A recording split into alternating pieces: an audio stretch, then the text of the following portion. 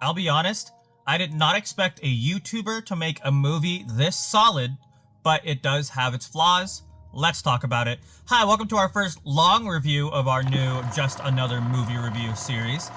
Today we're talking about Iron Lung some more. So if you didn't watch my short review, it's on TikTok and YouTube Shorts, feel free to watch that first. But this is going to be my longer talk, and I'll have a spoiler talk at the end of the video, kind of-ish, further in the video, right?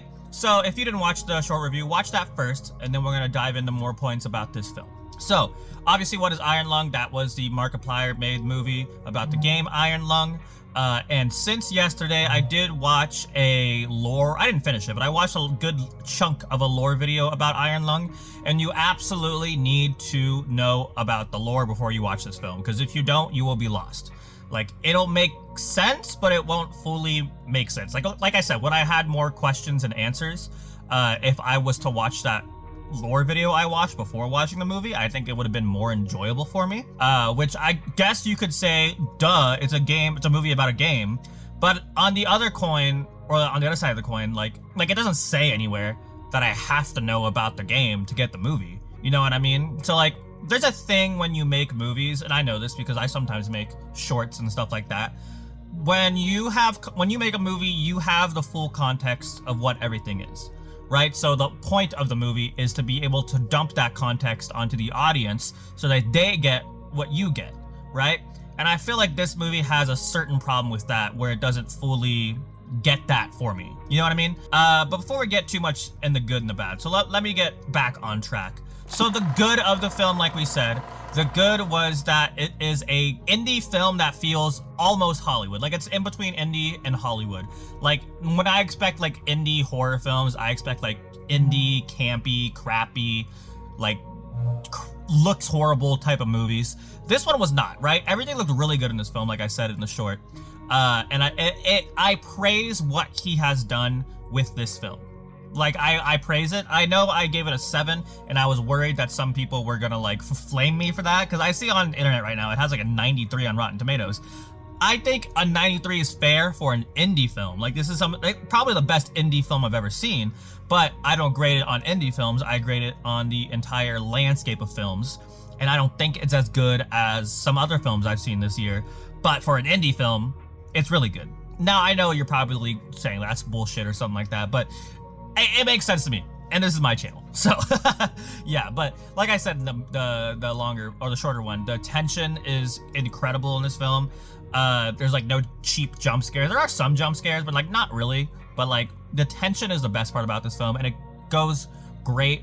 Like, if you've played the game, which I didn't, but if I watched the game. If you've watched the game, the tension in that feels pretty similar to the tension in the movie, which is nice, right? And the premise, we said we like the single location idea stretched out to like the max. Like, I don't hate single location films. Like, one of my favorite films of all time is like 12 Angry Men. So I think they did great with the single place. And things like this work well for indie films, because like, you don't have to worry about like different sets. Like, it's one big, well done set for the most part, right? There's some other sets obviously, but we won't get into it. But yeah, everything feels nice. Everything feels well done, and the story itself is good, but again, I talked about the problems already, but it's still a good, solid story. Like I said, when you have the check boxes of how to make a movie, this one hit most of the check boxes. It had the story beats, it had like the structure, like it was good for a movie, right? Now let's talk about the bad. The bad might be a little bit longer, because again, so the bad's gonna be like notes, but not things that like overall hurt it, besides the clarity. But we already talked about that, right? Like, you have to know the game before you watch this film if you want to get the full picture.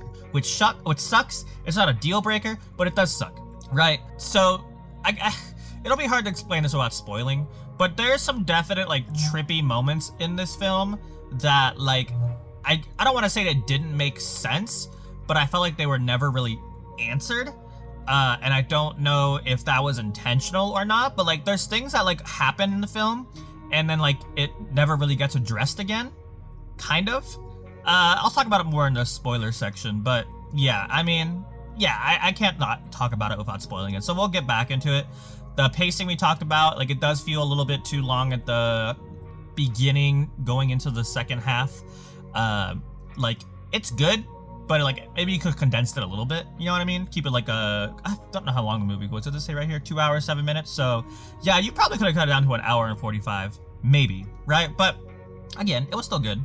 And then like the little notes we have, right? So whoever did the sound mixing and the stuff, like they did a good job, but there was definitely parts in the film where like either the background music was too much, or the background sound was too much, or like it was too like warbled when they did like the effects on the voice. Because there was definitely times where I could not understand what they were saying.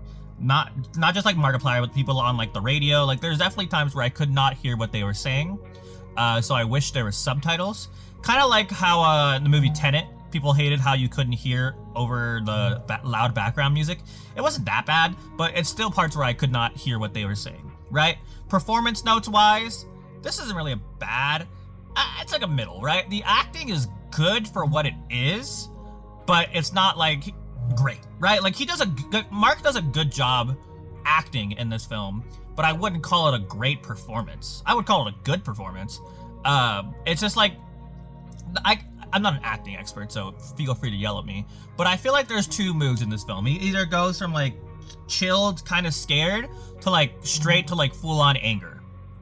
Like there's no in between. Like there's no build up. It goes, oh, this sucks. Everything's going bad. What? Why am I here? Like, so I mean, it's not bad, but like I did not expect him to have a Leo DiCaprio type performance. He actually did better than I thought he would, acting wise. But I still wouldn't say it's like amazing, right? But for the most part, everything else is fine. Like there are some lighting issues. Like I know there is like just one singular light in the sub, but there are some shots where like you can't really see Mark's face very well. And there are some tricks you can do, like bounce the light off or something, get a little softer light on the face. But like, it's fine that they didn't, but it is a note, right? Again, this is me being nitpicky. For the most part though, it was good. It was solid. But yeah, I guess we'll talk about spoilers real quick. So, obviously, watch the film if you have not. So, let's talk about the trippy stuff, right? So, there were specific elements in this film that were kind of confusing to me. Like, maybe this is, I gotta watch the rest of the lore video, but like, when he's in the sub and everything starts going trippy and he like loses his shit, right? And then like he gets transported into like a different world, I guess, covered in blood. Like, it was trippy, it was weird, but like, I don't get why. You know what I mean? Like, does the monster have like psychic abilities? I'm assuming so. But like, why did the sub get torn in half? I guess you're not supposed to figure it out. I guess you're supposed to accept it. It just like, it confused me a little bit. I guess I don't know how to explain it. And then the like scary part, not really scary part, but like the part where like you see the monster like pop up, like sitting in the chair, and then like you see Mark like hide. My assumption is that because when the blood like healed him kind of, like turned him scaly, that's what he's gonna turn out to be like after the blood settles in. Maybe it just like he was there and then he was gone, and like it never gets brought up again. You know what I mean? Like there was no like reaction to it. I don't know how to describe it. I'm sure there's other parts I'm forgetting, but like I feel like a lot of the stuff was hurt by the fact that I did not know about the lore beforehand. Like I didn't know who the COI was. I didn't know who Eden was. And like they kept bringing it up like I was supposed to know what they were. I had no idea, right? So just a lot of it is based off the fact that you should know what the game is. And I get that, and I guess that's maybe my fault, but I don't know. I feel like people who maybe don't know Markiplier would watch this and get confused. And if he's marketing only to his fans, cool. But if he really wants to like, you know, get everyone to watch it, you gotta market to more than just your fans. Because I assure you, we'll say 20% of the people who are watching this film don't know who Markiplier is and just thought it was interesting and are gonna leave confused. You know what I mean? I think that's everything for spoiler talk. That's just really the big thing I want to talk about. But I like the characters. I liked the effects. I was, like I said, a little lost, so much so that I got a little frustrated sometimes. But overall, it left me a positive reaction. So for that, my final thoughts, like I said, it's great for an indie film, good for a normal film. I'm very impressed by what he did. Don't get me wrong, I'm very impressed by what he did. But those flaws and like the marketing to more of like Iron Lung fans, not for everybody, which kind of hurt it. For that reason, I gave it a 7. But yeah, what do you guys think? If you watch this one and the short one, what are your thoughts on my review? Feel free to give me your opinions. I don't mind. Just don't attack me. But yeah, Thank you guys so much for watching. Have a fantastic rest of your day. Please subscribe and go watch some movies. Goodbye.